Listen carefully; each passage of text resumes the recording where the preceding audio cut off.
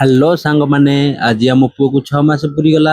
6 मास पर आज तार अन्नप्रशन हम। अन्नप्रशन आमर आज खीरी प्रिपरेशन होती। खीरी खाइब आज आम पुओ खीरी खाइब।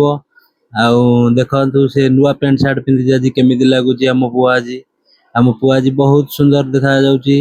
ता बो आज खीरी करची। खीरी केमी लगुच देख से केमी खीरी खाइब।